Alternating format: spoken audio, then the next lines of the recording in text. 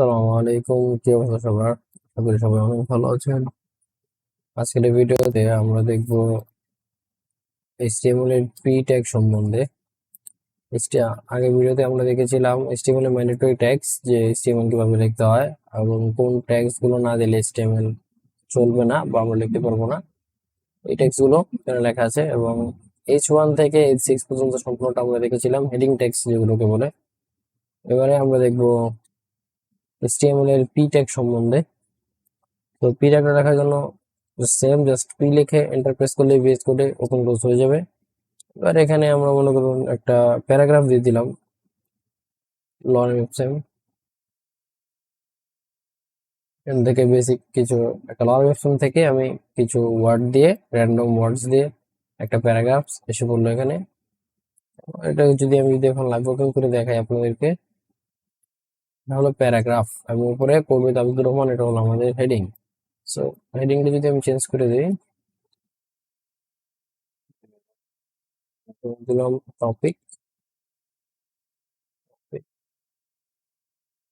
Tag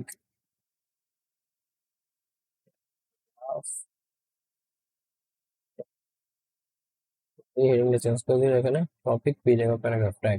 আচ্ছা, এসে পড়লো। তো এটা হচ্ছে আমাদের প্যারাগ্রাফ ট্যাগ এবং এটা হচ্ছে হেডিং। দুইটার ভিতর পার্থক্য তো অবশ্যই দেখে বুঝতে পারছেন যে হেডিং কিরকম দেখতে হয় এবং প্যারাগ্রাফ কিরকম দেখতে হয়। সো আমি যদি আরো কয়েকটা ওয়ার্ড নিই এখান থেকে, লরেম 100 ওয়ার্ড নিলাম। নাও যদি দেখেন এখান থেকে, এটা হচ্ছে আমাদের প্যারাগ্রাফ ট্যাগ। আমি আরো ওয়ার্ড নেই, দেখাই লরেম এখান থেকে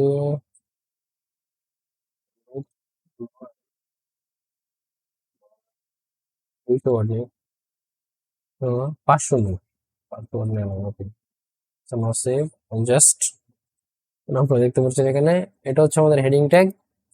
কবিতা Abdur Rahman topic B tag or paragraph tag, এটা হচ্ছে আমাদের হেডিং এবং এটা হচ্ছে আমাদের প্যারাগ্রাফ ট্যাগ। প্যারাগ্রাফ কি জিনিস আপনারা সবাই সবাই জানেন, হচ্ছে কিছু ওয়ার্ড দিয়ে, মানে কয়েকটা ওয়ার্ড দিয়ে 200-300 ওয়ার্ড দিয়ে যে কোনো একটা বিষয়ের উপর একটা রচনা, বা রচনা তো নয়, রচনা হচ্ছে ছোট অনেক, এরকম একটা ডিসক্রিপশন লেখা আর কি, ওটাকে প্যারাগ্রাফ বলে, ওরকম প্যারাগ্রাফ। সো এটা আপনাদের তো মাথা ঘামানোর কোনো দরকার নেই, এই যে প্যারাগ্রাফ কি, এটা দিয়ে কি করবো, কোন সময় বসাবো, ওটা যখন আমরা প্রজেক্ট লিখবো বা যখন আমি আপনাদেরকে এক্সাম্পল দেব তখন আপনারা অবশ্যই সবকিছু বুঝতে পারবেন। তো আপাতত জাস্ট এতটুকুই মনে রাখবেন এই জায়গাতে, যে এটা হচ্ছে পি ট্যাগ, পি ট্যাগ দিয়ে প্যারাগ্রাফ, পি ট্যাগ মানে হচ্ছে প্যারাগ্রাফ এবং এটা দিয়ে আমরা প্যারাগ্রাফ লিখে থাকি,